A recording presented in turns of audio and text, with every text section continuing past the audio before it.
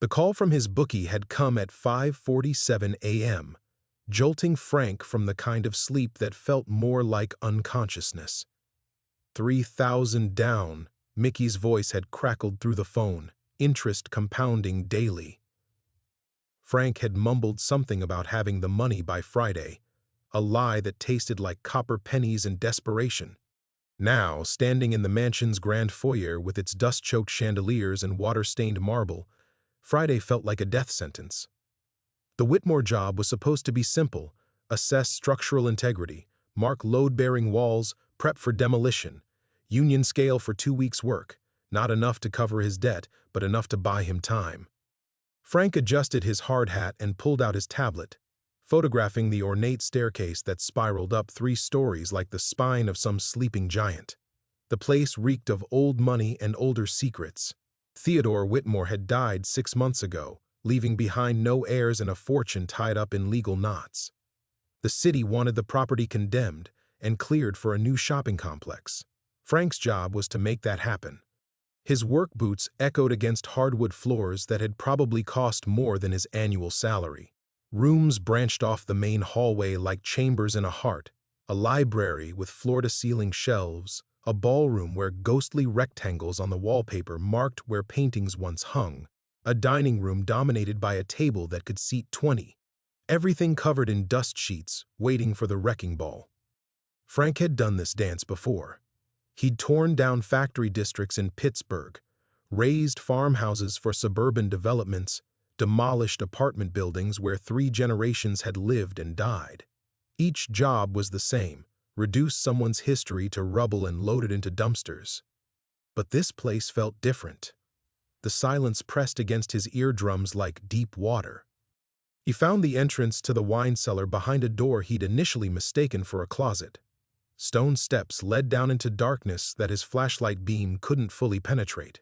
The air grew cooler as he descended, carrying the mineral scent of deep earth and something else, something clinical, like a hospital. The cellar stretched further than the mansion's footprint should have allowed. Wine racks lined the walls, most empty now, their wooden frames creating geometric shadows in his flashlight beam. Frank methodically photographed each section, noting structural elements that would need special attention during demolition. The foundation looked solid, 19th-century craftsmanship that had weathered more than a century without settling. It was while examining the eastern wall that Frank noticed the irregularity. The stones didn't quite match the rest of the foundation. The mortar looked newer, cleaner. He ran his calloused fingers along the seams, feeling for movement. Experience had taught him to recognize alterations, additions, the places where a building's original bones had been modified. The sledgehammer felt good in his hands. 30 pounds of steel that never lied, never made promises it couldn't keep. Frank had been swinging hammers since he was 16, following his father's path from the classroom to the construction site. His shoulders knew the rhythm, the way to let gravity do most of the work. The first blow sent vibrations up his arms and dust cascading from the ceiling. The second cracked the mortar. The third punched through entirely, revealing a gap behind the wall that his flashlight beam couldn't reach. Frank's pulse quickened as he widened the hole. The air that flowed out carried no trace of mustiness or decay. Instead, it felt filtered, purified, like breathing inside a museum. When the opening grew large enough, he squeezed through, his tool belt scraping against rough stone. The room beyond defied explanation. Climate control units hummed quietly in corners he couldn't see. Track lighting illuminated walls lined with paintings, dozens of them, each one positioned with gallery-level precision. Frank had never studied art, but he recognized mastery when he saw it. The brushstrokes seemed to pulse with life, colors so vivid they hurt his eyes. He approached the nearest painting, a swirling night sky that felt familiar, though he couldn't place where he'd seen it before. The signature in the corner read Vincent, followed by a surname he couldn't quite make out in the dim light. The date below made his breath catch, 1892. Frank pulled out his phone, its camera flash strobing across the hidden gallery. Painting after painting revealed itself. Portraits, landscapes, abstract explosions of color that seemed to move in his peripheral vision.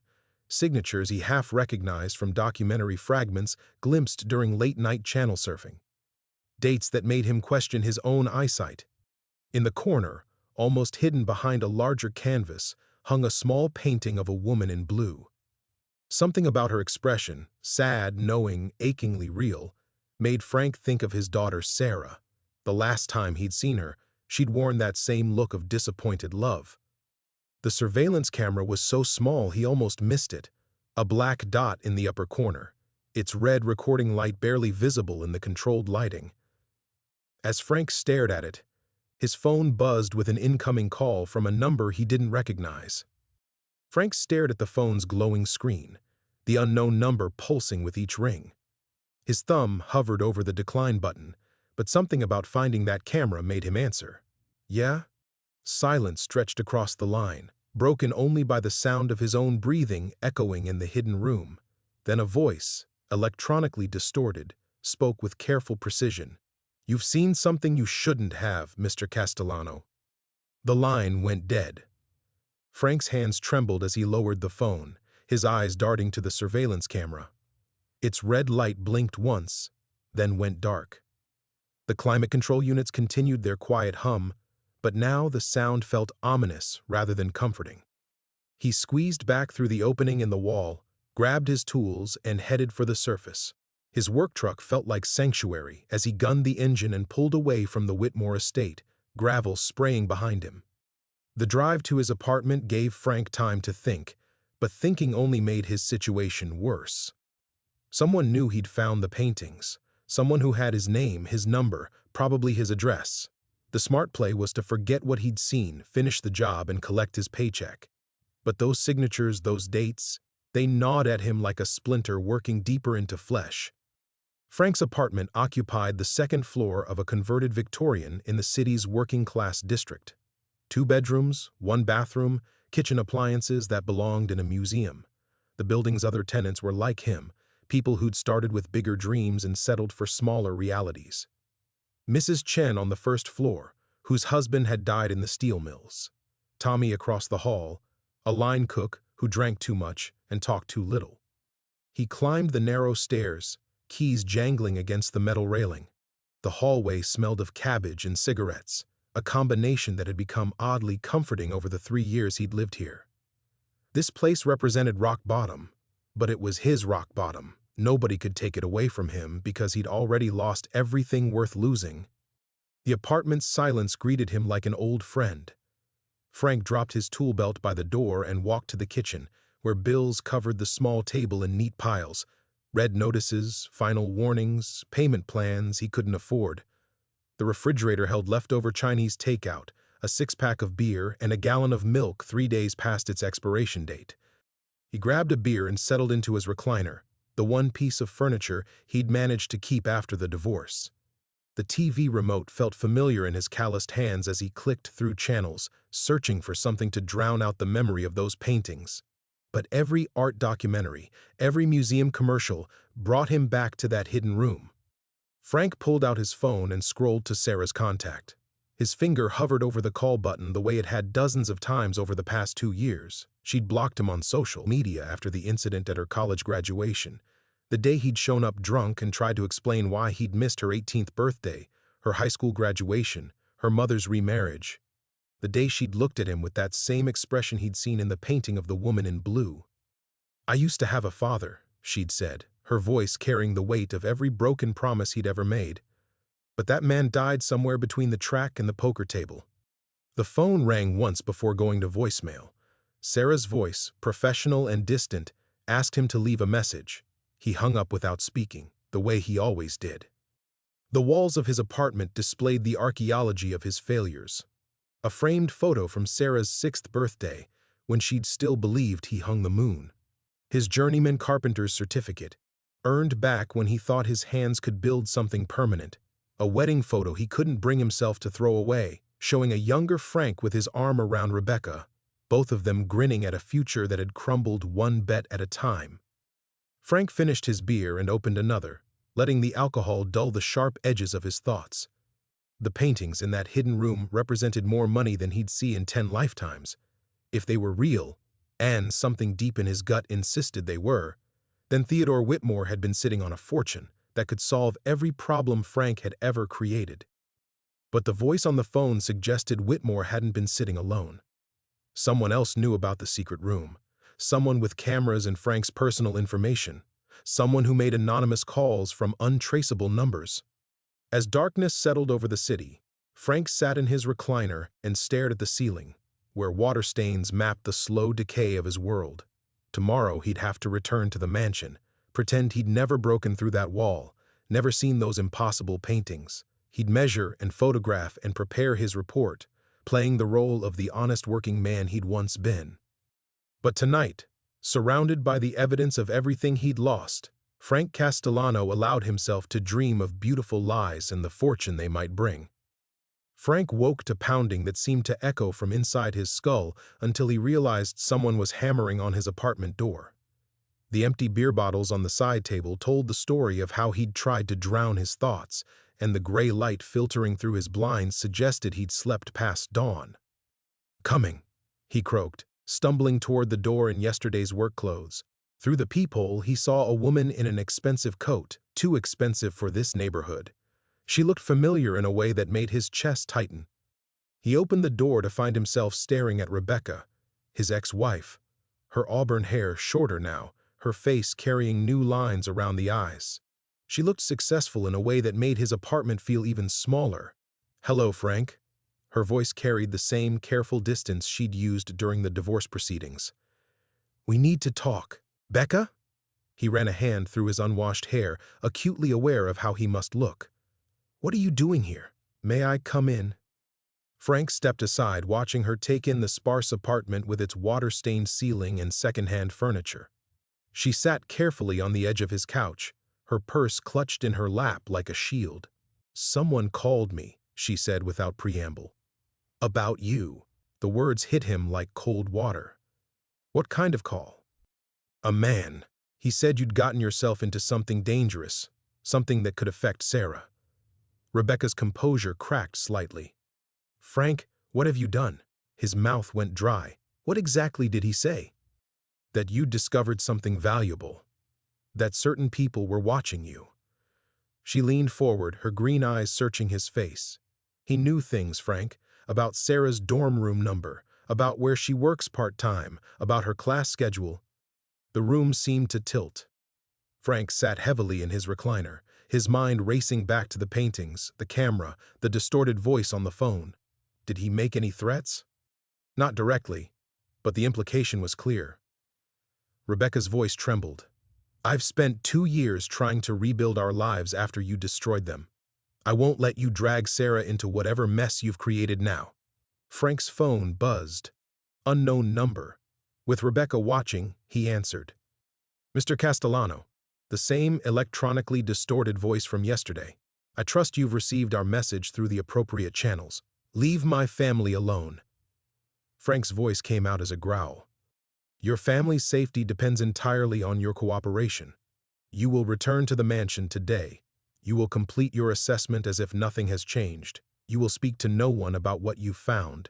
And if I don't, then your daughter's morning jog through Riverside Park becomes considerably more dangerous." The line went dead.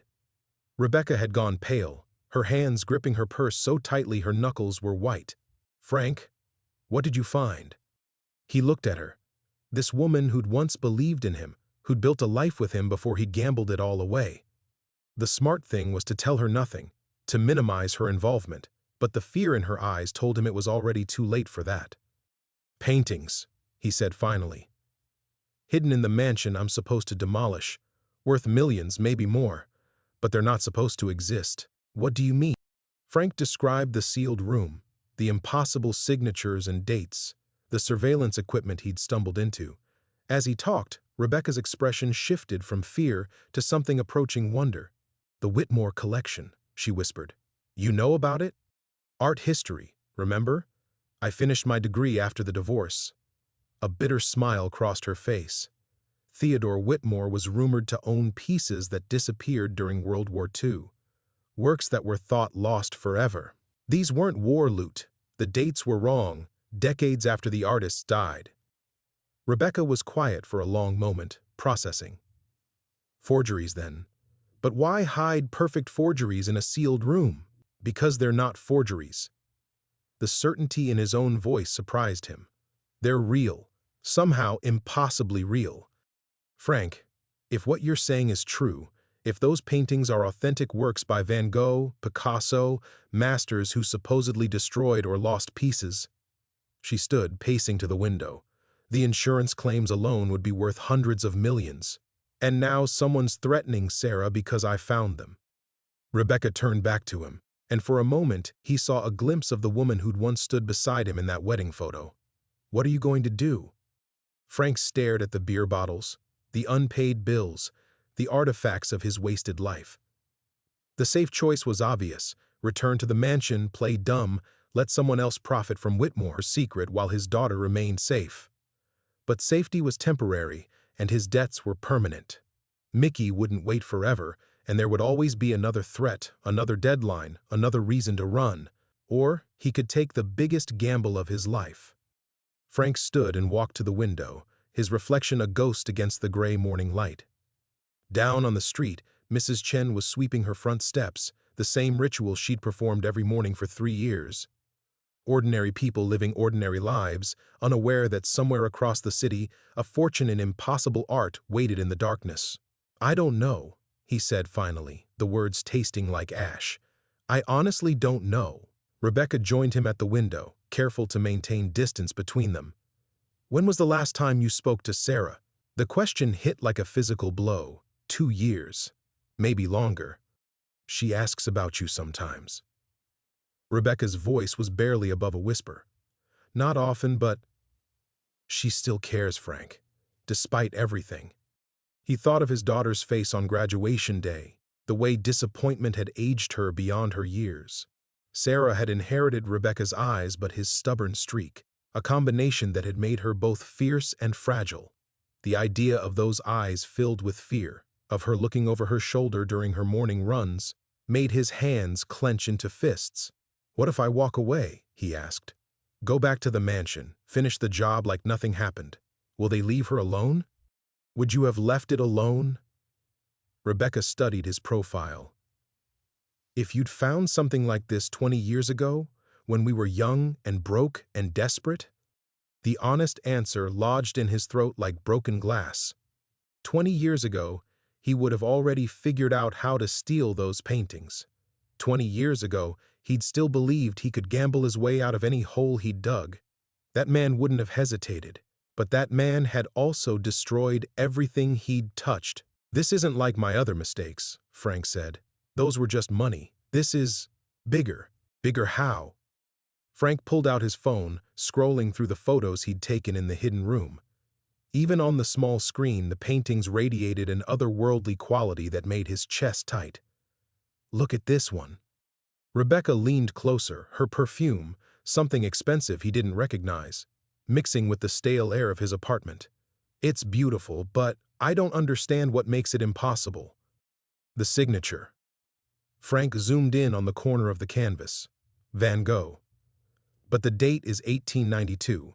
Van Gogh died in 1890. Rebecca's breath caught. That's not possible. None of it's possible. But there they are. Frank pocketed the phone, afraid to look at the images any longer. Someone figured out how to create authentic works by dead masters, not forgeries, authentics. And now they're willing to threaten my daughter to keep their secret. The apartment's silence pressed around them like deep water. Outside, a garbage truck rumbled past, its hydraulics whining as it lifted dumpsters full of the neighborhood's discarded dreams. Frank had spent his life in the demolition business, tearing things down, reducing the past to manageable rubble. But this felt different, like he'd accidentally unearthed something that was supposed to stay buried forever. Mickey came by last week, he said suddenly. Rebecca's face went rigid. Your bookie? I owe him $68,000. Interest compounds daily. Frank's laugh held no humor. He suggested I might want to consider selling a kidney. Frank, I'm 52 years old, Becca. My back's shot, my hands shake when I don't drink, and I haven't made a smart decision since Reagan was president." He turned from the window, meeting her eyes for the first time since she'd arrived. "But those paintings, they're worth more money than exists in my world. Enough to pay Mickey, enough to disappear, enough to maybe, just maybe, buy my way back into Sarah's life. By stealing them? By claiming what I found." The words came out harder than he'd intended. "Whitmore's dead. No heirs, no family. Someone's already watching that room, which means someone else is planning to take those paintings anyway. Why shouldn't it be me?" Rebecca stood, her movements sharp with anger. "Because you'll go to prison. Or worse, based on that phone call. I'm already in prison. I've been in prison for 20 years, ever since I made my first bet and felt that rush of possibility." Frank's voice cracked. "At least this time, the gamble might actually pay off. And if it doesn't, if these people kill you, what happens to Sarah then?" The question hung between them like smoke. Frank had no answer, because he'd never learned how to think beyond the immediate payoff, the temporary solution that would buy him another day. Every choice he'd made had been about surviving until tomorrow, never about building something that might last. His phone buzzed with a text from an unknown number. "Time to go to work, Mr. Castellano. Remember, we're watching." Rebecca saw the message over his shoulder. When she looked up, her eyes held the same mixture of love and despair that had defined their final year of marriage. "Please," she whispered, "just walk away." Frank stared at the phone, knowing he was standing at the edge of an abyss that would either save him or swallow everything he'd ever cared about. Frank's thumb hovered over the phone's screen, the anonymous message glowing like a beacon in the dim apartment light. 20 years of failed gambles had taught him to recognize the moment when walking away was still possible, and he could feel that moment slipping through his fingers like smoke. "I can't," he said, the words emerging from somewhere deeper than conscious thought. "I can't walk away from this one." Rebecca's face crumpled, not with surprise but with the weary recognition of a pattern she'd watched destroy their marriage. "Frank, please." "No." He stood abruptly, energy coursing through him with an intensity he hadn't felt in years. 20 years I've been making small, stupid bets on horses and cards and lottery tickets, hemorrhaging money on dreams that were never more than fantasies. But this is real. Those paintings are real." He began pacing the small room, his work boots heavy on the threadbare carpet. "You want to know what I see when I look in the mirror? A man who's lost everything that mattered because he was always chasing the small score, the quick fix. But what if the universe is finally offering me the big score? What if this is my chance to actually win something that matters? This isn't the universe, Frank. This is criminals threatening our daughter." Our daughter. The words hit him like a physical blow. When did she become our daughter again? When there's danger involved. His laugh was bitter, self-aware. "Sarah stopped being mine the day I pawned her grandmother's ring to cover a debt. She became yours when you filed for divorce, and I was too drunk to fight for custody." Rebecca flinched, but he pressed on, momentum building like a landslide. "You rebuilt your life. Got your degree. Got that job at the museum. Moved to the good part of town. You became someone Sarah could be proud of." Frank stopped pacing, facing her directly.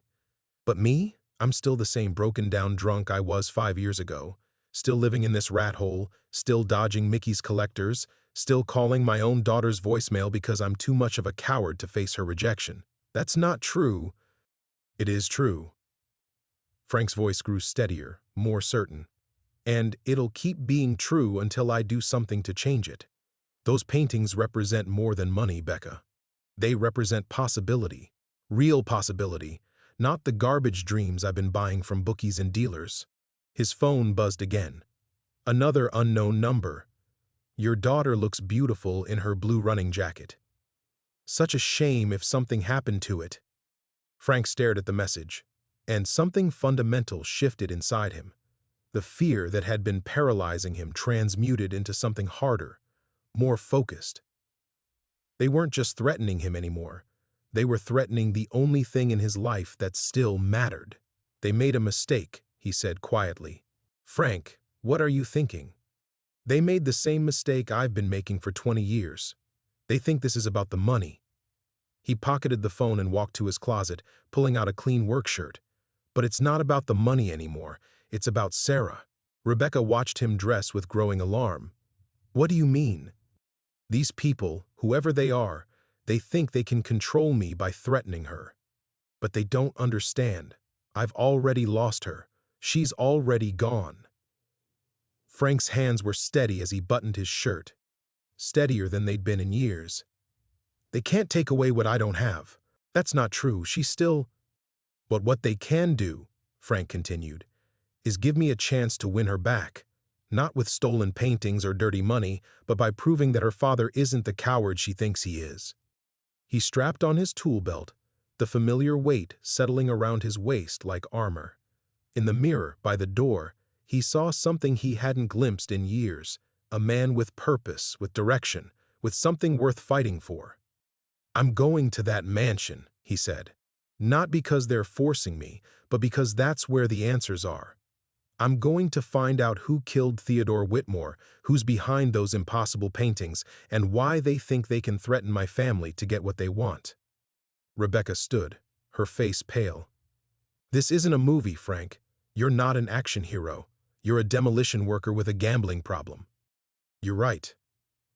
Frank opened the apartment door, cool morning air rushing in from the hallway. But I'm also Sarah's father, and for the first time in 20 years I'm going to act like it. He stepped into the hallway, then paused, looking back at the woman who'd once believed in him. Tell Sarah, he said. Tell her I'm finally making a bet that might actually matter. The door closed behind him with the finality of a vault sealing shut. Frank Castellano descended the narrow stairs, knowing he was walking toward either redemption or destruction, but walking nonetheless. For the first time in decades, he wasn't running away. The morning air hit Frank's face like a slap of reality as he stepped onto the cracked sidewalk outside his building. The familiar weight of his tool belt felt different now. Not just the burden of another day's labor, but armor for a war he was finally ready to fight. His truck sat at the curb like a faithful dog, rust spots blooming across its blue paint like battle scars. As he climbed into the driver's seat, Frank's phone rang. Not unknown this time, a number he recognized. Castellano. Tony Ricci's gravelly voice carried the authority of 3 decades in construction. Where the hell are you? Crew's been waiting since 7? Frank checked the dashboard clock, 8:47 a.m. In his old life, being nearly 2 hours late would have sent him into a spiral of apologies and excuses.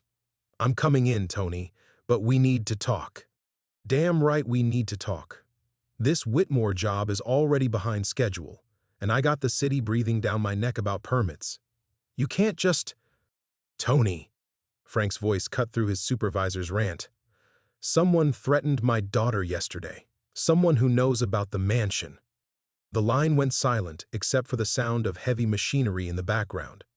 Frank could picture Tony in his cluttered trailer office, coffee-stained blueprints spread across a metal desk, trying to process what he'd just heard. What kind of threat? Tony's voice had dropped to barely above a whisper. The kind that knows where she goes to school.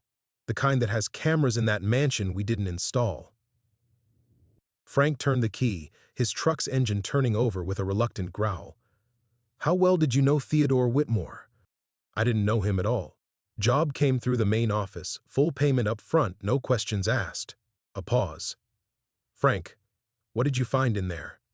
Frank hesitated, remembering the electronic voice's warnings about speaking to anyone. But Tony wasn't just anyone. He was a man who'd worked construction in Chicago for 30 years, who understood that some buildings held secrets their owners never intended to share. Art, Frank said finally, hidden behind a false wall, worth more money than you and I will see in 10 lifetimes. Jesus Christ. Tony's breathing sounded labored. And someone's watching the place? Someone's been watching me since the moment I broke through that wall. Frank pulled into traffic, his usual anxiety about confrontation replaced by something sharper, more focused. I need to know everything about this job. Who called it in? Who's paying for it? Why they want that mansion torn down? Frank, if there are dangerous people involved, then we're already involved. The question is whether we're going to be victims or whether we're going to fight back. Another long pause. When Tony spoke again, His voice carried the weight of a man who'd seen too much to believe in easy solutions. "Meet me at the site. Don't go inside until I get there." The drive to the Whitmore Estate felt different this time. Where yesterday Frank had seen only another demolition job, today he noticed details that made his skin crawl. The mansion sat too far from the road, surrounded by overgrown hedges that could hide a dozen watchers. The neighboring houses were either abandoned or under renovation, their windows dark and empty. It was the perfect place to make someone disappear. Frank parked next to Tony's battered Ford pickup, noting the way his supervisor had positioned the truck to block the mansion's front entrance. Tony emerged from the cab carrying a metal toolbox that looked too heavy for its size. "You look like hell," Tony said by way of greeting. "Feel worse?" Frank studied his supervisor's face, searching for signs of deception. "What's in the box?" Tony's grin was grim. Tools of the trade. Different trade than usual. He set the box down and opened it, revealing not construction tools but electronic equipment, radio scanners, signal detectors, what looked like a military surplus radio. 20 years in this business, you learn to spot when a job smells wrong. "You've been investigating?" "Since yesterday." "That phone call you mentioned?" It wasn't the first one. Tony pulled out a handheld device that looked like a cross between a radio and a metal detector. "Someone called the main office, asking about our progress. Wanted to know if we'd found anything unusual." Frank's blood chilled. What did they tell them? "Nothing, because I intercepted the call." "But Frank, whoever's behind this has resources. They knew exactly who to call, exactly what questions to ask." Tony activated the device, its screen flickering to life with scrolling numbers. "This is a signal detector. Military grade. If there are cameras or listening devices in that mansion, this'll find them." "Where did you get military equipment?" Tony's expression grew distant. "Bosnia. 2 tours before I got into construction." He shouldered the detection equipment like he'd been born to it. Some skills you never lose. Frank stared at his supervisor, this man he'd worked beside for 5 years, and realized he'd never really known him at all. "Why are you helping me?" "Because 30 years ago, I was where you are now. Different war, different secrets, but the same choice." Tony met his eyes. "Fight or run." "I ran then. Won't run now." They stood facing the mansion together, 2 broken men with nothing left to lose. The mansion loomed before them like a medieval fortress, its broken windows reflecting the gray morning sky like dead eyes. Frank felt the weight of unseen watchers as he and Tony approached the front entrance, their footsteps crunching on gravel that hadn't been maintained since Theodore Whitmore's death. "Signal strong," Tony muttered, studying the detector's screen.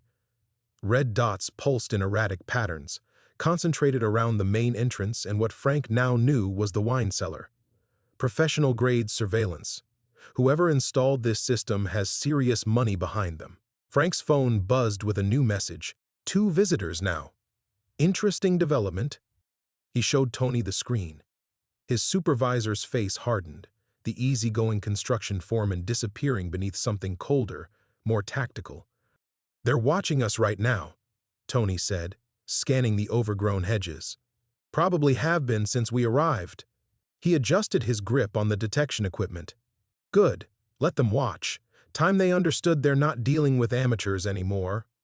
Frank felt a strange calm settling over him. The paralyzing fear that had consumed him yesterday was transforming into something more useful, a focused anger that sharpened his senses instead of clouding them. "What's the plan?" "First, we map their surveillance network. Find every camera, every microphone, every sensor they've planted in that house." Tony pulled a small notebook from his pocket, its pages already covered with sketches and notes. "Then we figure out what they're really protecting.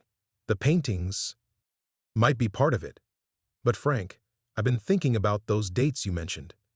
Van Gogh painting 2 years after his death, Picasso working decades past his known periods."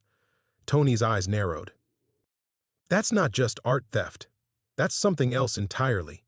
They reached the mansion's front door, its ornate brass handle tarnished black with age. Frank hesitated, remembering the electronic voice's warning about consequences. But Sarah's face flashed through his mind. not as the disappointed adult he'd failed, but as the little girl who'd once believed her father could fix anything. "After today, there's no going back," he said. Tony's smile was sharp as broken glass. "Good. I'm tired of going backward." The interior of the mansion felt different with Tony beside him. What had seemed threatening yesterday now felt merely old and neglected.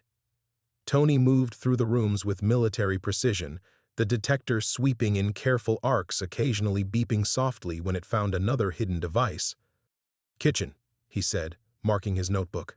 "2 cameras, 1 directional microphone." He looked up at Frank. "They've been listening to everything.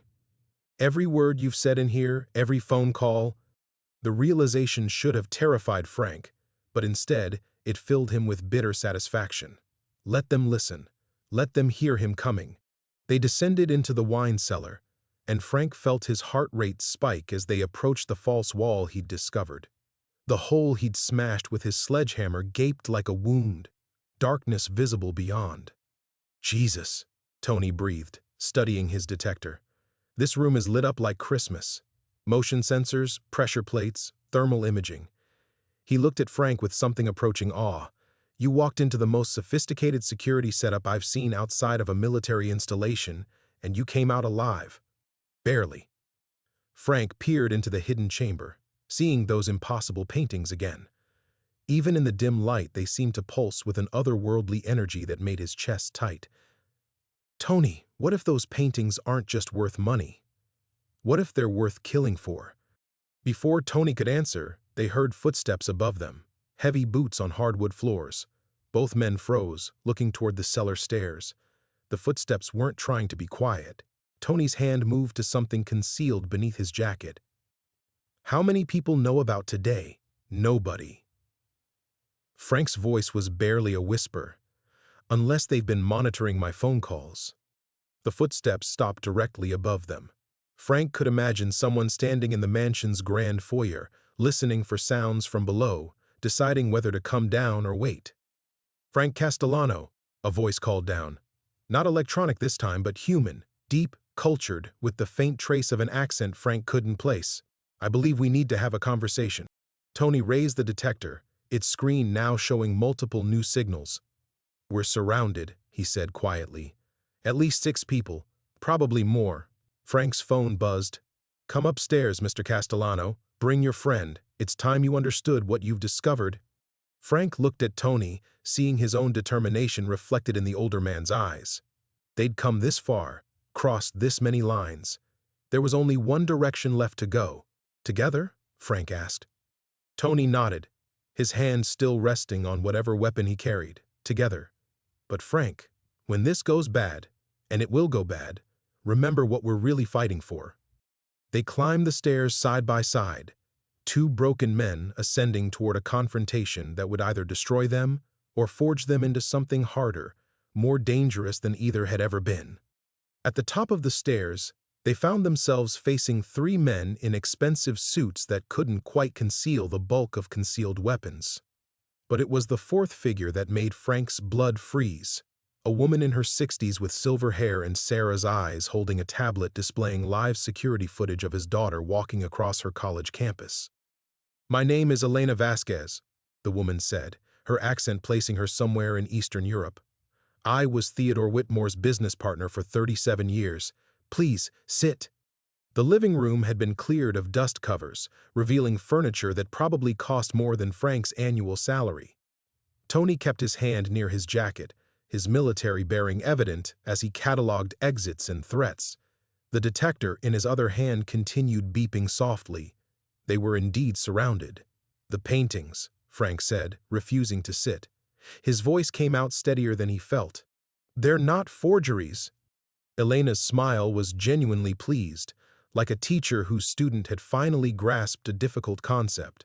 "Very good, Mr. Castellano. No, they're not forgeries. They're originals, painted by the masters themselves, but not when history claims they were painted. That's impossible. Van Gogh died in 1890. Vincent van Gogh died in 1890, Elena corrected. But history, as we've learned to our considerable profit, is remarkably malleable when enough money is involved. Frank felt the world tilting beneath him. You're saying he faked his death? I'm saying that Theodore discovered something far more valuable than mere art forgery. He discovered that some of history's greatest artists were not who the world believed them to be. Elena tapped her tablet, and the screen shifted to show detailed photographs of the hidden paintings. What you found represents the greatest secret in the art world. Proof that the official timelines, the accepted biographies, the entire foundation of modern art history is built on carefully constructed lies. Tony's detector was beeping frantically now. "Frank," he said quietly, "we've got movement outside. Multiple vehicles." Elena didn't seem concerned. "Mr. Ricci, your military background is impressive, but this isn't a battlefield. This is a business negotiation." "Threatening my daughter isn't negotiation," Frank said, his anger finally breaking free. "It's terrorism. Your daughter is perfectly safe. But she remains safe only as long as you understand the scope of what you've discovered." Elena set down the tablet and folded her hands. "Those paintings represent more than money, Mr. Castellano. They represent the power to reshape history itself." Frank's phone buzzed with a new message, but this time it wasn't from an unknown number. It was from Sarah. "Dad, there's someone following me. I'm scared." The sight of those words shattered something inside Frank's chest. All the careful control he'd built up, all the focused anger, it transformed into something primal and deadly. He took a step toward Elena, and her bodyguards tensed. "You made a mistake," Frank said, his voice dropping to barely above a whisper. "You threatened the wrong thing." "Mr. Castellano." "No." Frank pulled out his phone and dialed Sarah's number, his eyes never leaving Elena's face. "Sarah, are you somewhere safe?" "Dad?" Sarah's voice was small, frightened. "These men have been following me since this morning. They haven't done anything but—" "Listen to me carefully. Get to the campus police station right now. Don't go to your dorm. Don't go to class. Police station. And stay there until you hear from me." "Dad, what's happening?" Frank looked at Elena, seeing something flicker in her eyes.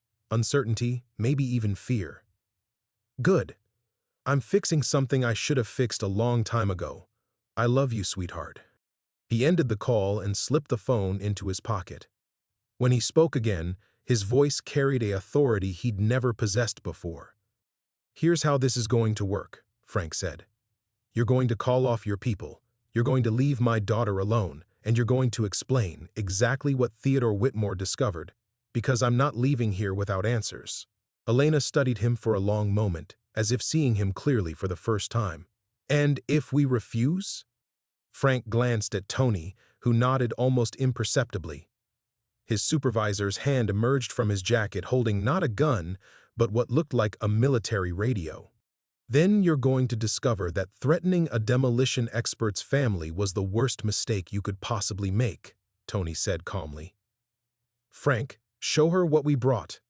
Frank reached into his own jacket and pulled out 3 small devices he'd taken from his truck. Remote detonators connected to shaped charges he'd placed throughout the mansion's foundation while Tony had been mapping the surveillance network. "Every support beam, every load-bearing wall," Frank said. "One button, and your precious secret dies with us." For the first time since they'd entered the room, Elena looked genuinely afraid. "Now," Frank said, settling into one of the expensive chairs, "let's discuss the real history of art." Elena's composure cracked like aged paint. She glanced at her bodyguards, then at the detonators in Frank's hands, calculating odds that were shifting rapidly against her favor. "You're bluffing," she said, but her voice carried less conviction than before. Tony keyed the military radio. "Phoenix Base, this is Wraith 1. Package is in position. Confirm backup protocols are active." A crackling voice responded immediately. "Wraith 1. Phoenix Base. All units standing by. Execute on your signal." Frank felt a surge of hope. Tony had backup, real backup, not just construction workers. But Elena's smile was returning, slow and predatory. "Very impressive, Mr. Ricci. But you're operating on incomplete information." She touched something on her tablet, and Frank's phone exploded with incoming messages.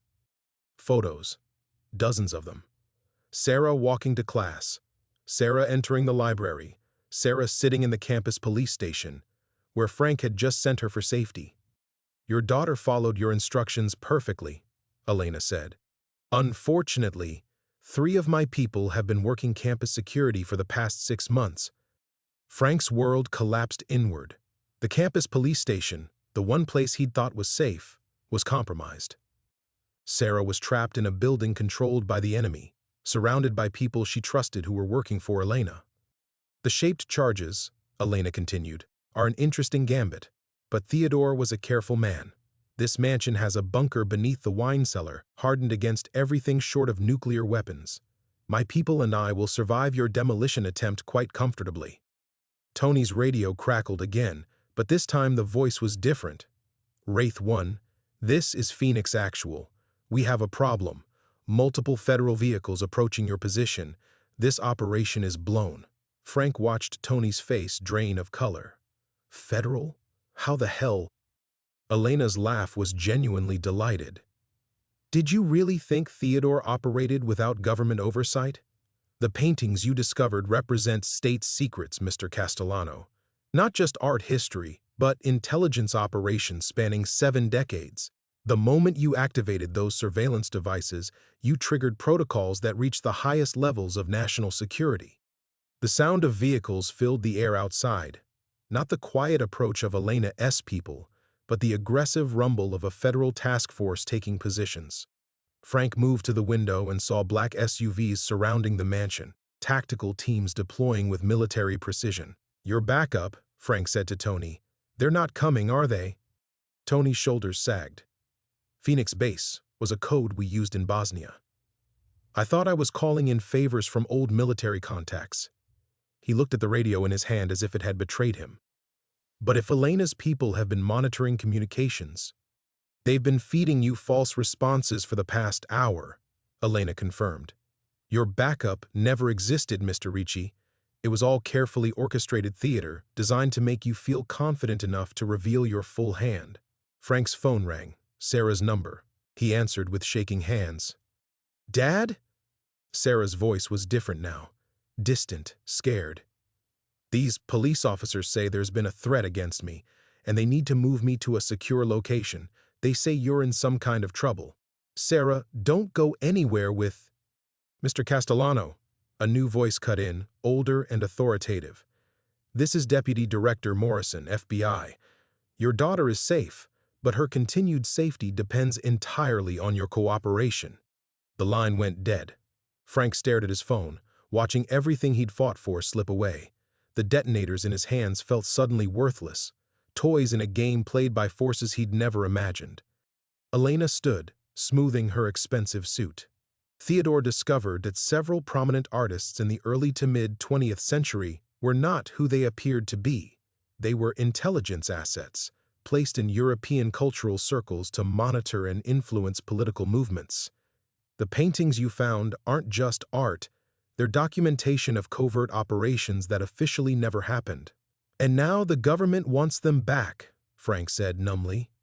The government wants them to remain secret. There's a difference. Elena picked up her tablet, the screen showing Sarah being escorted through the campus police station by people in federal windbreakers. Those paintings prove that major cultural movements, artistic revolutions, even political upheavals were orchestrated by intelligence services. The implications for modern history would be destabilizing. Tony dropped the radio, his military bearing crumbling. I led them right to us. Jesus Christ, Frank, I'm sorry. I thought I was calling in the cavalry. Outside, amplified voices began demanding surrender. Frank looked at the detonators in his hands, then at Elena's confident smile, then at the tablet showing his daughter disappearing into federal custody.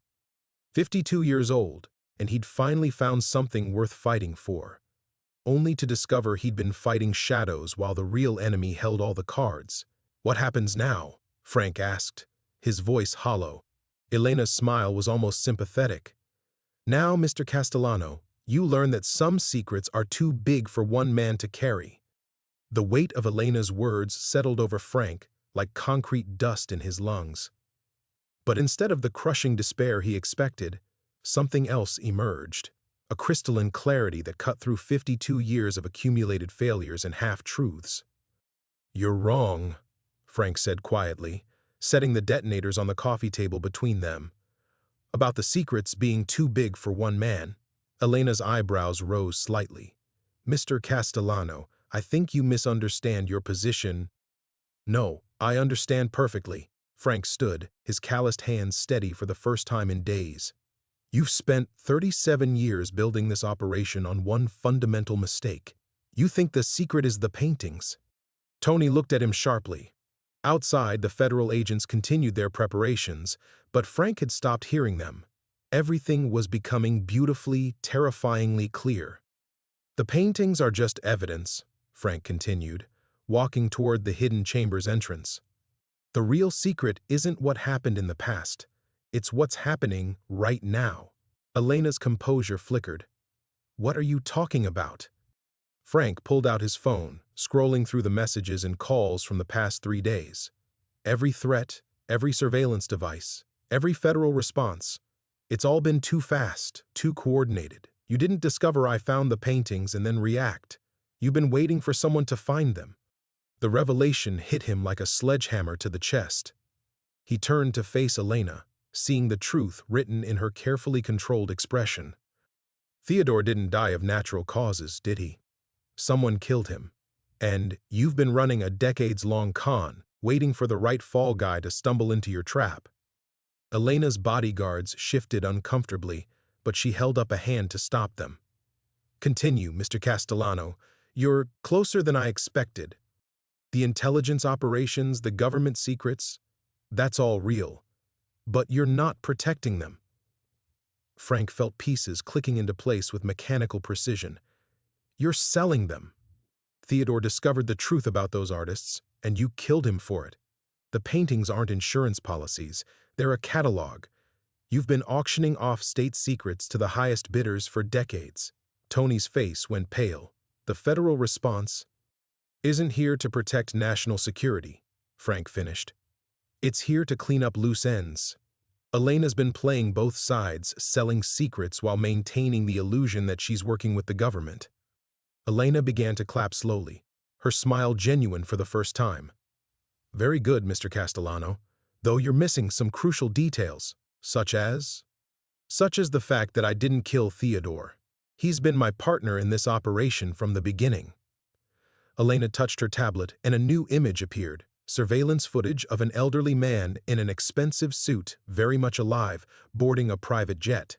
Theodore Whitmore faked his death 6 months ago when we realized the intelligence community was getting too close to our operation. Frank felt the ground shift beneath him again, but this time he was ready for it. And you needed a scapegoat, someone to discover the paintings and take the fall when the operation finally collapsed. Precisely. Your gambling debts, your desperate financial situation, your estrangement from your family, you were perfect. A blue-collar nobody who could be painted as an opportunistic thief when the story eventually came to light. The federal agents outside had gone quiet. Frank realized they weren't preparing for a raid. They were waiting for a signal. Elena's signal. But you made one mistake, Frank said, his voice carrying a new authority that surprised even him. You assumed I was the same man who walked into this mansion 3 days ago. Meaning? Frank looked at Tony, then at the detonators on the table. You picked the wrong scapegoat. Because 3 days ago, I was a broken-down construction worker with nothing left to lose. Today, I'm a father protecting his daughter, and fathers don't go down quietly. He grabbed the detonators and sprinted toward the wine cellar, ignoring the shouts behind him. But instead of heading for the hidden chamber, he veered toward the mansion's electrical panel, a massive Victorian-era installation he'd noticed during his initial survey. Frank, what are you doing? Tony called, following him down the stairs. Frank tore open the electrical panel, revealing decades of jury-rigged additions and modern security wiring. Something I should have done from the beginning, fighting smart instead of fighting clean. He connected 2 of the detonators, not to explosive charges, but to the mansion's main electrical feeds. The third he kept in his hand, finger hovering over the trigger. When Elena and her bodyguards reached the cellar, Frank was standing beside the electrical panel with a smile that would have made his demolition crews proud. Here's the thing about electrical systems in century-old mansions, he said conversationally. They're not designed for sudden power surges.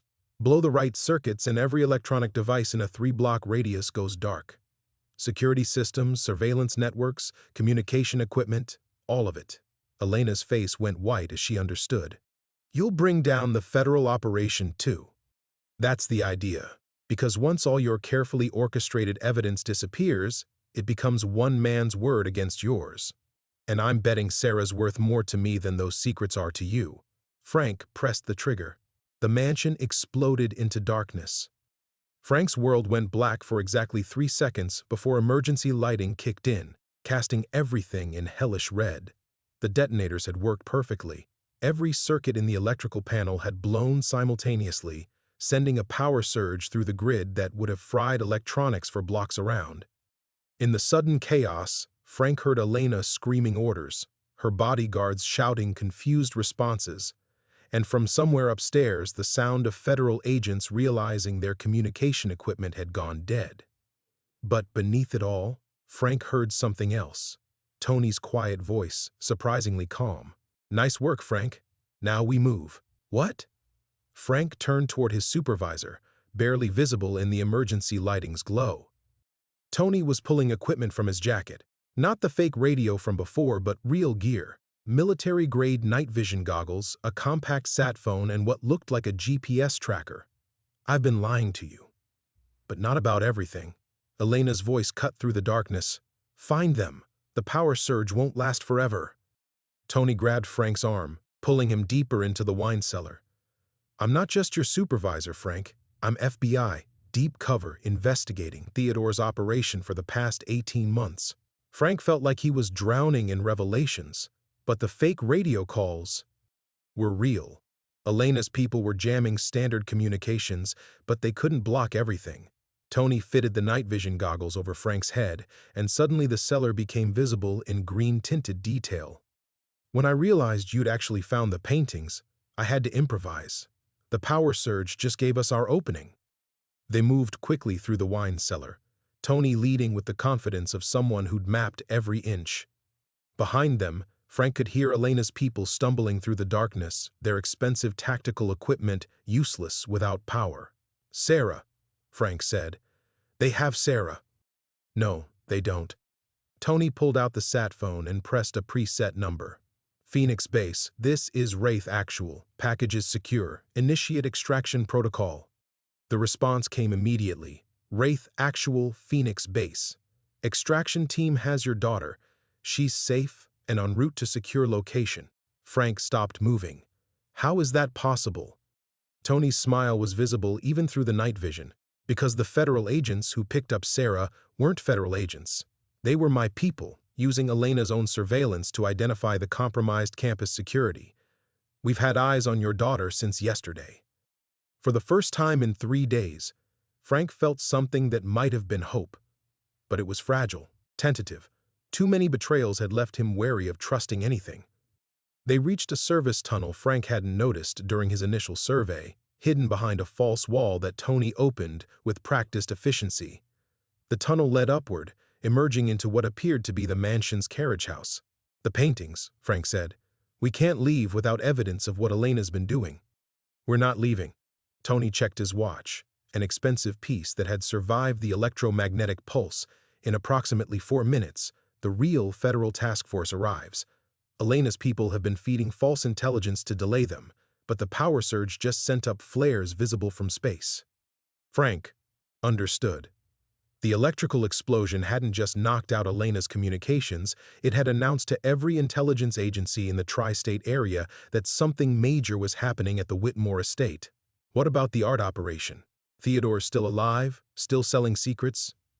"Theodore's been dead for 6 years, Tony said quietly. "Elena's been using deepfake technology and body doubles to maintain the illusion that he was still alive." The man on that jet footage was an actor. Frank processed this, feeling the last pieces of the puzzle clicking into place. She killed him when she took over the operation, and she's been running it into the ground ever since. Theodore was careful, subtle. Elena got greedy. Tony handed Frank a small recording device.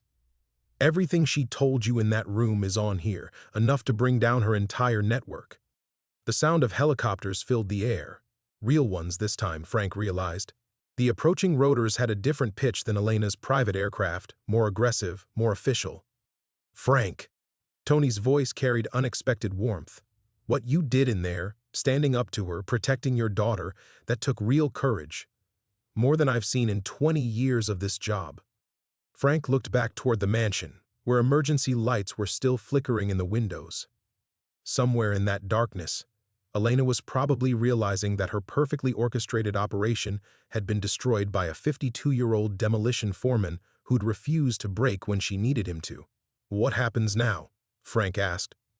Tony smiled, and for the first time it reached his eyes. "Now we finish what you started. We tear down the rest of Elena's operation, piece by piece, and you get to go home to your daughter."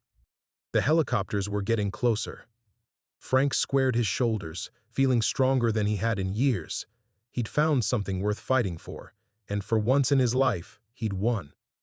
The helicopters touched down in a coordinated formation that Frank recognized from military documentaries. Precise, overwhelming, final. As federal agents poured out in tactical gear, Frank felt the weight of what came next settling on his shoulders like cement. "There's something else," Tony said, his voice barely audible over the rotor wash. "Elena's network extends beyond just art theft. The intelligence she's been selling. Some of it involves active operations. People are going to die if we don't get her entire client list." Frank watched the tactical teams surround the mansion with professional efficiency. "But you have the recording. Isn't that enough?" "It's enough to convict her. Not enough to save the assets she's compromised." Tony's face was grim in the emergency lighting. "She keeps everything encrypted on a server farm in the Cayman Islands. The only way to access it is with her personal authentication, biometric and voice recognition combined." The implication hit Frank like a sledgehammer. You need her alive and cooperative. And she's not going to cooperate with the FBI. She'll lawyer up, demand immunity deals, drag it out for months while people die. Tony looked toward the mansion, where Elena's bodyguards were probably preparing for a siege. "But she might cooperate with you." Frank stared at him. "What are you talking about?" "She thinks you're just a desperate construction worker who got in over his head. She still believes she can use you." Tony pulled out a small device that looked like a hearing aid. "This is a microtransmitter. If you can get close enough to her again, get her to access that server willingly." "You want me to go back in there?" Frank felt his newfound confidence wavering. "Tony, I barely made it out the first time." "I know. And I wouldn't ask if there was another way." Tony's voice carried genuine regret. "But the federal team is going to storm the mansion in 15 minutes. Once that happens, Elena goes into survival mode. She'll destroy everything rather than let it fall into government hands." Frank looked back toward the mansion, where shadows moved behind the emergency-lit windows. 3 days ago, he would have walked away. 3 days ago, he'd been a man who avoided conflict, who took the easy path even when it led nowhere good. But that man had never held his daughter's future in his calloused hands. "What about Sarah?" "She's safe. My word on it." Tony handed him the microtransmitter. "But there are other daughters out there, Frank. Other families that Elena's information sales have put in danger. You're the only one who can reach her now." Frank pocketed the device, feeling its weight like a stone. "How do I get back inside without her people shooting me?" Tony smiled grimly. "Same way you got out, through the service tunnels.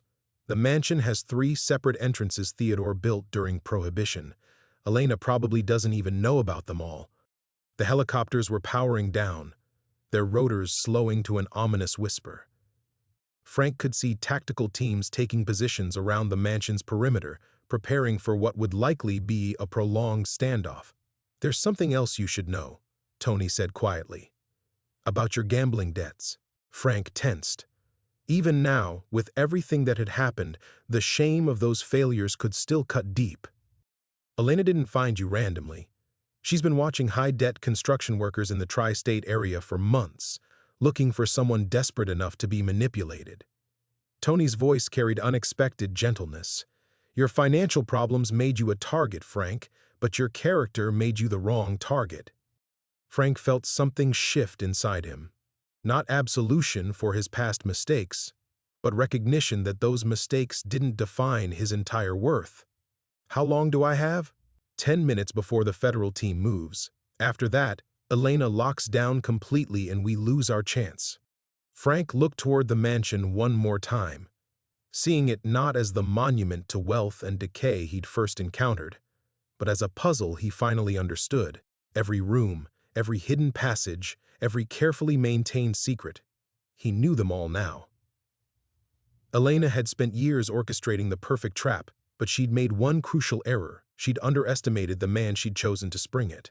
"If this goes wrong," Frank said, "make sure Sarah knows I tried to be better than I was." Tony clasped his shoulder. "You already are better, Frank. That's why this is going to work." Frank started back toward the service tunnel, feeling the weight of the microtransmitter in his pocket and the promise he'd made to his daughter in his heart. Behind him, Tony was already coordinating with the federal team, buying precious minutes for one last gamble. 52 years old. And Frank Castellano was finally learning the difference between running from his problems and running toward a solution. The distinction, he realized, made all the difference in the world. The service tunnel was darker than Frank remembered, his breath echoing off stone walls that had witnessed a century of secrets. Each step forward felt like walking deeper into the earth itself, away from the safety of Tony's federal backup and toward a confrontation that would demand everything he'd learned about himself in the past 3 days. Frank pressed his hand against the microtransmitter in his pocket, feeling its edges sharp against his palm. The device represented more than just surveillance equipment. It was a lifeline to redemption, a chance to transform his accidental discovery into something that mattered beyond his own survival. The tunnel split ahead, branching toward different sections of the mansion. Frank chose the path leading to the wine cellar, reasoning that Elena would have retreated to the most defensible position near her precious paintings. His demolished confidence had been rebuilt into something harder, more purposeful. He wasn't the same desperate man who'd swung a sledgehammer through a false wall 72 hours ago. Emergency lighting cast shifting shadows as he emerged into the cellar's familiar territory. The air tasted of dust and electrical burning, sharp reminders of the chaos he'd unleashed with his improvised electromagnetic pulse. Frank moved carefully between wine racks, using skills learned from decades of navigating construction sites where one wrong step could prove fatal. Voices echoed from the hidden chamber, Elena's crisp commands mixing with her bodyguard's tense responses. Frank crept closer, remembering how she'd manipulated him with threats against Sarah, how smoothly she'd spun lies about federal cooperation and national security. The anger that filled him now wasn't the hot rage of 3 days ago, but something colder and more focused. "The federal perimeter is complete," one guard reported. "We have maybe 5 minutes before they breach." More than enough time. Elena's voice carried the same chilling confidence that had nearly broken Frank's resolve earlier. "Initiate data purge protocols. If I can't keep the operation running, I'll make sure no one else can benefit from it either." Frank's blood went cold. Tony had warned him about this. Elena would rather destroy everything than face the consequences of her betrayal. He thought about the intelligence assets she'd mentioned, the people whose lives hung in the balance of encrypted files stored thousands of miles away. Taking a deep breath, Frank stepped into the chamber's entrance. "Don't do that, Elena." The 3 figures spun toward him, guns appearing in the bodyguard's hands with practiced speed. But Elena held up a restraining gesture, her eyes narrow with calculation rather than surprise. "Mr. Castellano, I wondered when you'd return." She stood beside a laptop displaying cascading lines of code, the data purge in progress. "Come to surrender yourself to federal custody? How noble." Frank stepped closer, keeping his hands visible but moving with the steady confidence he developed over 52 years of dangerous work. "I came to make you an offer. You're hardly in a position to negotiate." "Actually, I think I am." Frank gestured toward the laptop. "You're about to destroy the only leverage you have left. Once that data disappears, you become just another art thief. Valuable, maybe, but not irreplaceable." Elena's finger hovered over the laptop's keyboard. "Explain." Frank felt the microtransmitter's weight like a talisman against his leg. Everything depended on reading Elena correctly, on understanding the pride and greed that had driven her to kill Theodore Whitmore and steal his operation. You've spent years building this network.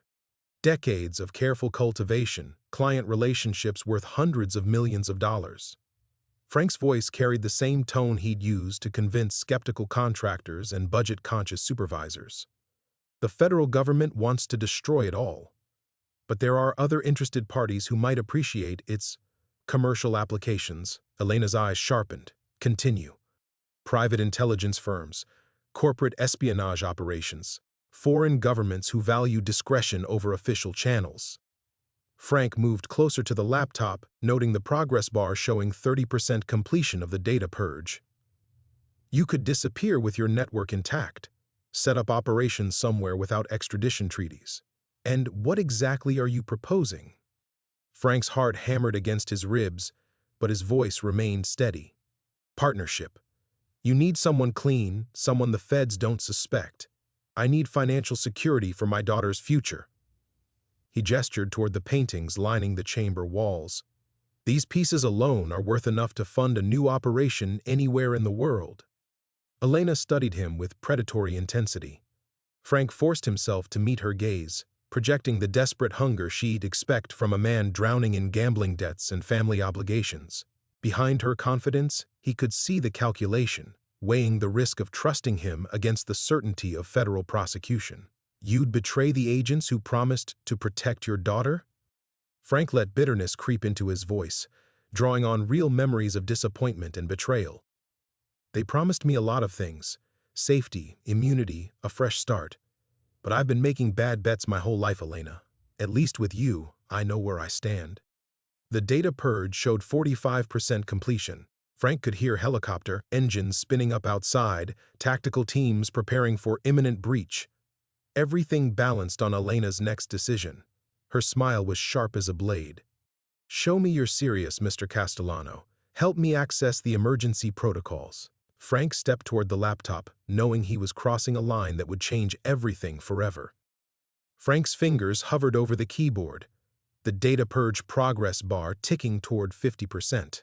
Elena watched him with the focused attention of a predator sensing wounded prey, while her bodyguards shifted nervously as federal voices echoed from the mansion's upper floors. The emergency protocols required dual authentication, Elena said, moving to stand directly behind Frank. My biometrics and voice confirmation. But first, I need to see your commitment. She gestured toward a small device beside the laptop, a secure satellite phone displaying a contact list of names Frank didn't recognize. Call the number marked insurance. Tell them the Whitmore package is ready for immediate extraction. Frank's hand trembled as he reached for the phone. The micro-transmitter in his pocket felt like it was burning through the fabric. One call would convince Elena of his betrayal, but it would also alert her entire network to prepare for government raids. Tony's voice echoed in his memory. People are going to die if we don't get her entire client list. Having second thoughts? Elena's voice carried amused contempt. You walked back into a federal siege to make this proposal, Frank. Surely you're not going to lose your nerve now. The data purge hit 60%. Frank could hear tactical teams moving through the mansion's main floor, their coordinated footsteps like thunder overhead. Elena's bodyguards exchanged glances, their weapons trained on the chamber's entrance while sweat beaded on their foreheads. Frank picked up the satellite phone, his construction-calloused thumb hovering over the contact. Everything he'd learned about himself in the past 3 days crystallized into this single moment, the choice between self-preservation and something larger than his own survival. You know what? Frank set the phone down and stepped back from the laptop. I changed my mind. Elena's expression shifted from amusement to cold fury. Excuse me? I said, I changed my mind. Frank's voice carried the same steady authority he'd used to command demolition crews, to make split-second decisions that meant the difference between controlled destruction and catastrophic collapse. I'm not making this call, Elena, and you're not destroying that data. The bodyguards swung their weapons toward Frank, but Elena raised a restraining hand. Her eyes blazed with the kind of rage Frank had seen in gambling addicts who just lost everything on a sure bet. You have 10 seconds to reconsider before I have you shot. Go ahead. Frank crossed his arms, feeling a strange peace settle over him. But those federal agents upstairs are going to breach this chamber in about 3 minutes. You can waste time killing me, or you can figure out how to salvage something from this disaster. Elena's laugh was sharp as breaking glass. You pathetic fool. Do you think your noble sacrifice matters? I'll purge the data, destroy the evidence, and disappear before your federal friends find this chamber.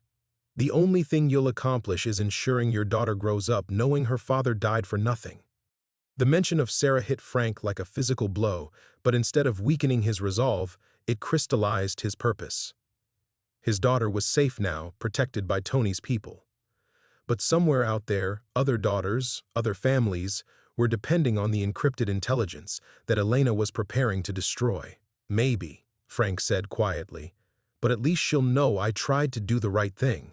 Elena's finger moved toward the laptop's keyboard, her face twisted with vindictive fury. The data purge showed 75% completion, critical intelligence evaporating with each passing second. Frank lunged forward, not toward Elena, but toward the laptop itself. His demolition instincts took over. When controlled measures failed, sometimes brute force was the only option. He grabbed the computer and hurled it against the chamber's stone wall with all the strength built up from 30 years of heavy construction work. The laptop exploded in a shower of sparks and plastic fragments. The data purge stopped instantly, the encrypted intelligence frozen in digital limbo, intact but inaccessible. Elena screamed in rage, her careful composure finally shattering. "Kill him!" The bodyguards raised their weapons, but the chamber's entrance suddenly filled with tactical officers in federal gear. "Federal agents, drop your weapons." Gunfire erupted in the confined space, muzzle flashes strobing off ancient stone walls. Frank threw himself behind a marble pedestal as bullets sparked off the chamber's surfaces. Elena dove toward one of her paintings, a Van Gogh that Frank now knew was worth more than most people's entire lives. Through the chaos, Frank saw Elena pulling something from behind the painting's frame, a backup hard drive, insurance against exactly this kind of catastrophic failure. Her network's crown jewels, small enough to slip into a pocket and disappear forever. Frank launched himself across the chamber as federal agents exchanged fire with Elena's bodyguards. His tackle caught Elena around the waist, sending them both crashing into the wall of priceless artwork. The hard drive skittered across the floor toward the chamber's entrance, where a federal agent scooped it up with recognition dawning on his face. Elena's eyes met Frank's as zip-tie restraints closed around her wrists. Her expression held pure hatred, but also something that might have been respect. "You just destroyed both our chances at redemption, Frank." Frank struggled to his feet, his body aching from impacts and adrenaline crash. "Maybe. But I finally learned the difference between a good bet and the right choice. The confrontation was over. Frank had won." The federal agent holding Elena's backup drive looked at Frank with something between admiration and concern. "Mr. Castellano, we need to debrief you immediately. There are still active threats from Elena's network." Frank nodded, but his attention was drawn to the paintings surrounding them. Theodore Whitmore's impossible collection of authentic masterpieces that shouldn't exist. Van Gogh's swirling cosmos, Picasso's fractured reality, each canvas worth enough to secure Sarah's future forever. The irony wasn't lost on him. He stood in a room containing more wealth than he'd see in 10 lifetimes, and he was about to walk away from all of it. "These paintings," Frank said quietly. "What happens to them now?" Tony appeared in the chamber entrance, his suit torn and face streaked with cordite residue. "They'll be returned to their rightful owners, the legitimate ones anyway. Some of these pieces were stolen decades ago from private collections, museums, families who never knew what happened to their inheritance." Frank touched the frame of a small Monet, water lilies floating in eternal afternoon light. 3 days ago, he would have seen dollar signs. Now he saw something else, beauty that belonged to the world, not hidden away as leverage in criminal schemes. "There's going to be a reward," Tony continued. "The FBI has a fund for cases like this, art recovery, breaking up international crime syndicates. You're looking at enough money to clear your debts and then some." The words should have brought relief, but Frank felt only a hollow ache. How much? Conservative estimate? $2 million. Frank's daughter would never want for anything again. College tuition, medical bills, a house in a safe neighborhood, everything Sarah deserved would finally be within reach. But as he stood among the paintings, Frank realized the true cost of his victory. I can't take it. Tony blinked in surprise. Frank, you've earned this. Without your courage, without my gambling addiction, Elena never would have targeted me in the first place. Frank's voice was steady, but his hands shook slightly. Those debts I'm carrying, they're not just numbers on a balance sheet, they represent every time. I chose the easy lie over the hard truth. Every time I bet money we needed for groceries, for Sarah's school clothes, for rent. He gestured toward Elena, now being escorted from the chamber by federal agents. Even in restraints, she moved with predatory grace, her eyes promising future retribution. Taking reward money feels too much like another gamble, like I'm betting that good luck can erase bad choices. Tony stepped closer, his expression gentle but firm. Frank, this isn't luck. This is consequences, good consequences for doing the right thing when it mattered most. Frank understood the logic, but understanding wasn't the same as accepting. For 52 years, he'd been making decisions based on what he wanted rather than what was right. The pattern was so ingrained that even legitimate rewards felt suspect. What about the families who lost these paintings originally? Frank asked. Some of them probably needed that insurance money to survive. While I was demolishing buildings, they were rebuilding lives around losses they never understood. Tony was quiet for a long moment, studying Frank with new appreciation. You want the reward money to go to them. I want to pay my debts honestly. Work overtime, pick up weekend jobs, maybe take classes to qualify for better positions. Frank's voice grew stronger as he spoke. I want Sarah to see her father earning his way back instead of lucking into salvation. The federal agent holding Elena's hard drive approached them. Mr. Castellano, there's something else you should know. The intelligence on this drive, it's already helping us locate other criminal operations. 3 more art theft rings, 2 human trafficking networks, and a corruption scheme that reaches into several state governments. Frank absorbed this information without celebration. Each success meant families reunited, justice served, lives saved, outcomes that mattered more than his personal financial situation. There's one more thing, Tony said softly. Elena mentioned your daughter's future. She had extensive files on Sarah. School records, social media activity, daily routines. We're going to need to relocate both of you until we're certain her network is completely dismantled. The words hit Frank like a physical blow. He'd saved countless strangers by stopping Elena's data purge, but the cost was his daughter's stability. Sarah would have to leave her school, her friends, everything familiar. She'd pay the price for her father's choices once again. How long? Frank asked. 6 months minimum, maybe longer. Frank looked around the chamber one final time, at treasures worth hundreds of millions of dollars that he was choosing to walk away from. The sacrifice felt appropriate somehow, victory demanding that he give up both the wealth that could have solved his problems and the simple life he'd been hoping to rebuild with Sarah. But as federal agents began cataloging the paintings for return to their rightful owners, Frank realized that some victories were worth any cost. His daughter would understand eventually. She'd see that her father had finally learned to value truth over comfort. The real treasure wasn't gold or canvas. It was the man he'd chosen to become. The resolution. Frank emerged from the Whitmore Estate into pale October sunlight, the kind of thin illumination that made everything look washed out and fragile. The mansion behind him buzzed with federal activity, agents and windbreakers cataloging evidence, photographers documenting the hidden chamber, forensic teams processing Elena's network of corruption that had reached into institutions he'd never imagined. 3 hours had passed since Elena's arrest, and Frank still felt the adrenaline tremor in his hands. Tony walked beside him toward a black sedan parked beyond the crime scene tape, his expression mixing relief with the grim satisfaction of a job completed. Your daughter's safe house is ready, Tony said, checking his phone. Rural Pennsylvania small town called Cedar Falls. Good schools, quiet community, the kind of place where federal protection doesn't stand out.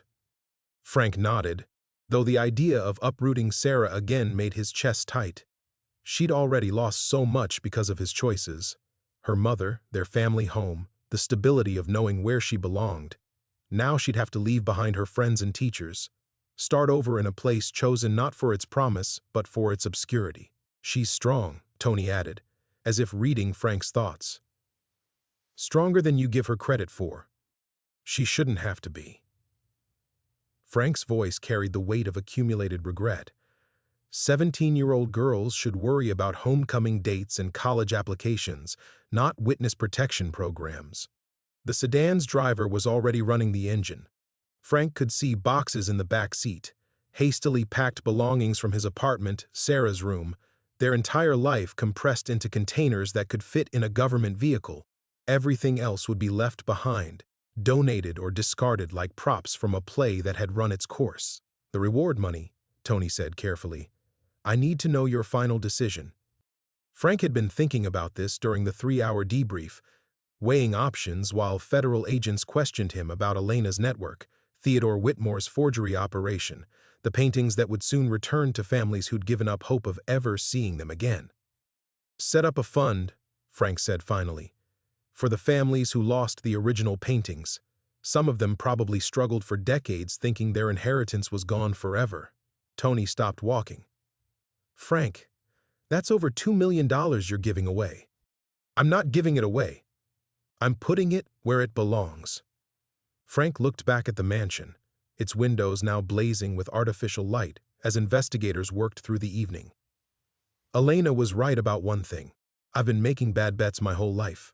But this isn't a bet, it's just right. They reached the sedan. Through the tinted rear window, Frank could see Sarah's silhouette, her head bent over her phone, probably texting friends she'd have to say goodbye to without explanation.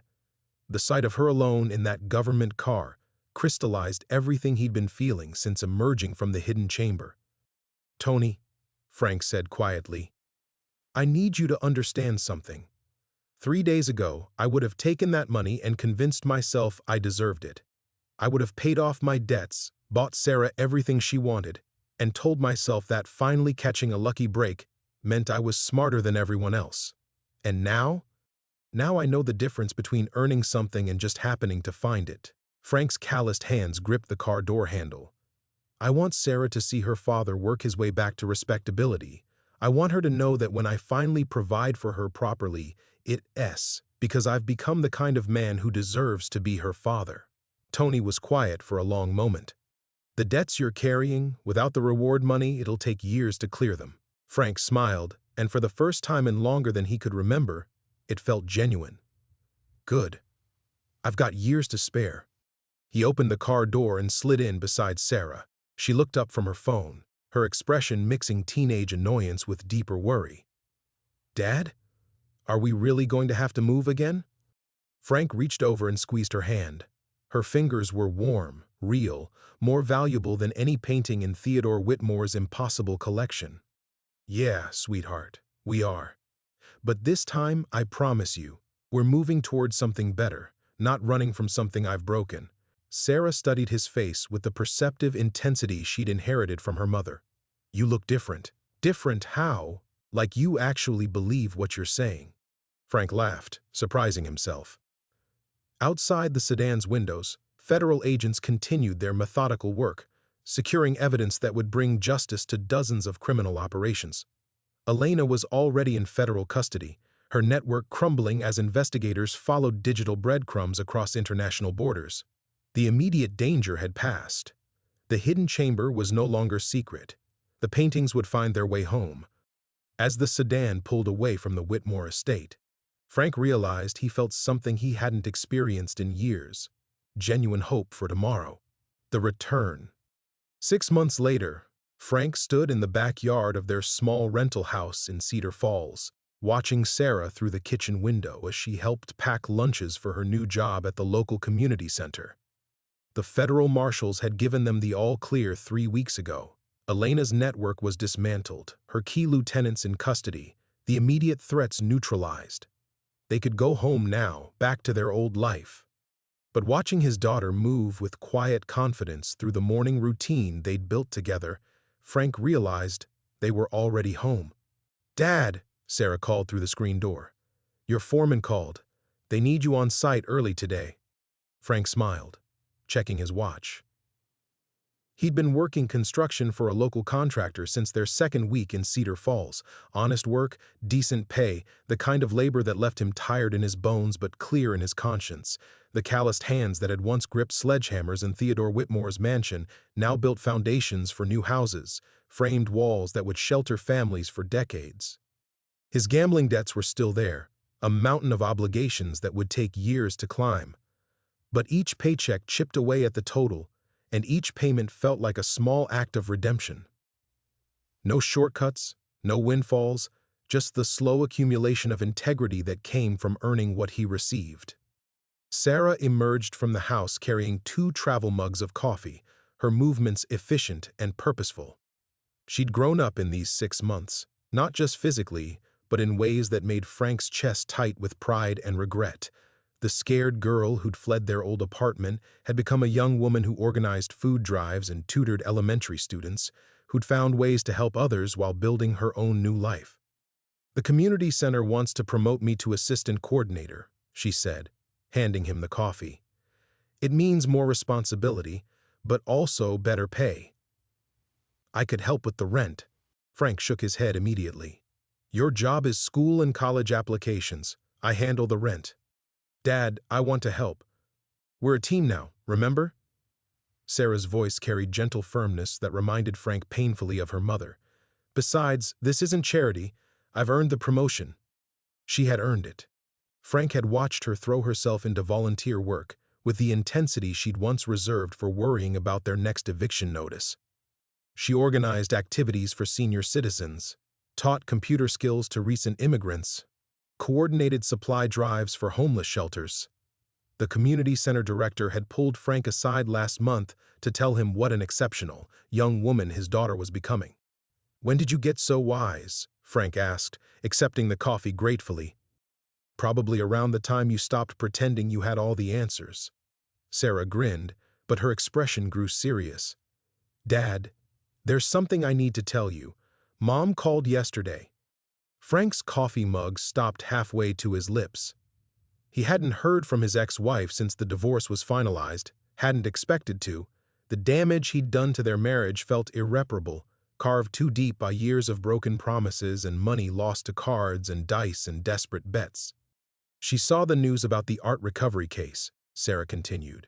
"About you helping the FBI break up that criminal network. She wanted to know if we were okay." Frank processed this slowly. The Whitmore Estate investigation had made national news once the full scope of Elena's operations became clear. Dozens of arrests, hundreds of millions in stolen art recovered, corruption networks spanning multiple countries. The media had identified Frank as the construction worker whose discovery led to the breakthrough, though they'd respected the federal request to keep details minimal while the case proceeded through courts. "What did you tell her?" Frank asked carefully. "That we're better than okay. That you're different now." Sarah studied his face with the perceptive intensity that always made him feel transparent. "She wants to meet for coffee when we get back to the city. Just to talk." Frank felt a complex mix of emotions: hope, fear, old guilt, new uncertainty. The man who'd walked into Whitmore Estate 6 months ago would have seen this as an opportunity to win something back. The man he was now understood that some things couldn't be won, only earned slowly through consistent actions over time. "Would you be okay with that?" he asked. "I think so. She's still my mom, even if she can't live with your gambling anymore. And honestly, Dad, I don't think she could live with the old you. But this version?" Sarah gestured toward the modest house behind them, the life they'd built through honest work and mutual support. "This version might be worth getting to know." Frank nodded, feeling the familiar flutter of anxiety that came with any situation where past mistakes met present possibilities.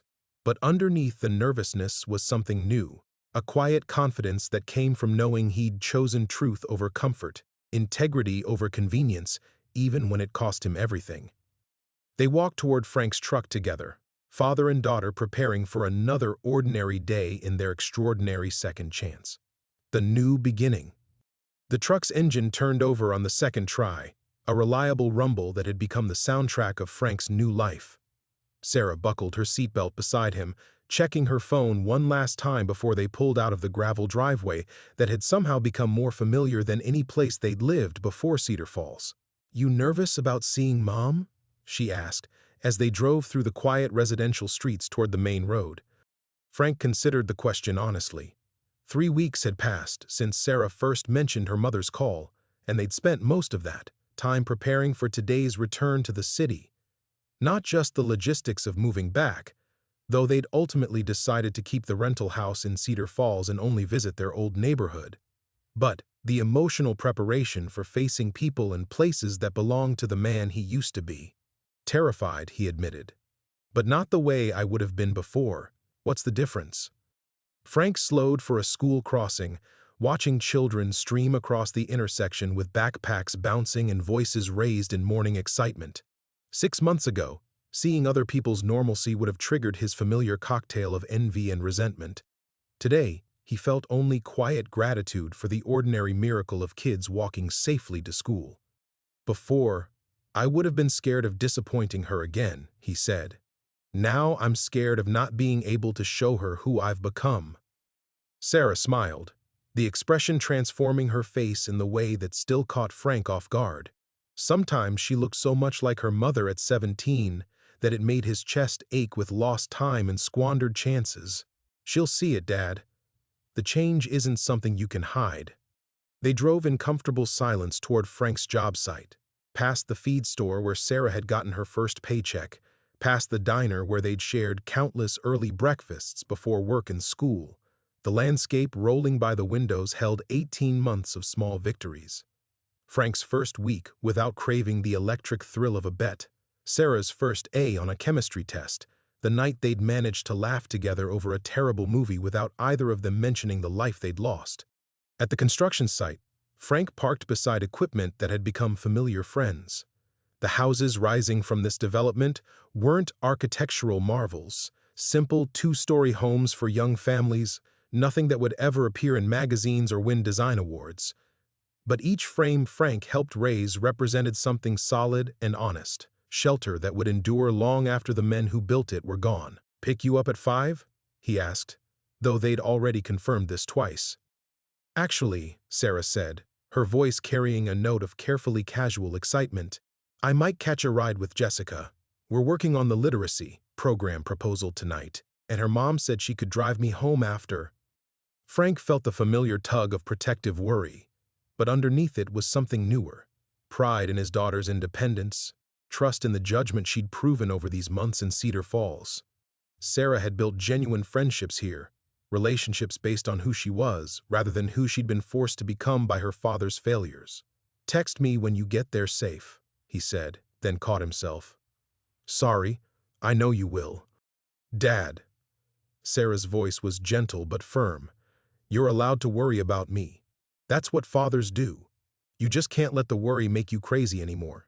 She climbed out of the truck and jogged toward the community center, her ponytail bouncing with each step.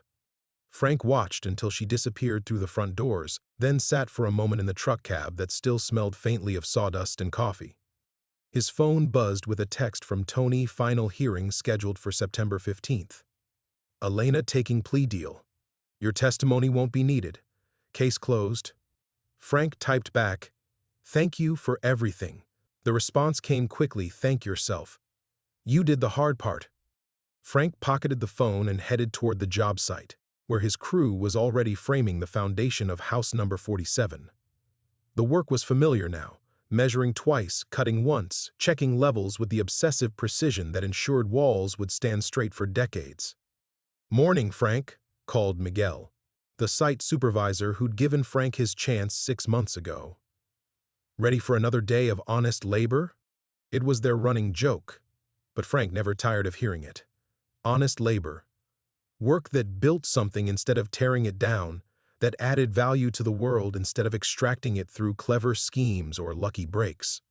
As Frank picked up his tool belt and headed toward the rising frame of House 47, He thought about the coffee meeting scheduled for next Saturday. He'd see his ex-wife for the first time in 2 years, sit across from the woman whose trust he'd systematically destroyed through 1,000 small betrayals disguised as harmless entertainment. He had no idea what she'd see when she looked at him now, but for the first time in his adult life, Frank Castellano knew exactly who he was. The man who'd chosen truth over comfort, integrity over opportunity. The father who'd finally learned that the only treasure worth keeping was the one you earn through becoming worthy of it. Frank smiled and got back to work.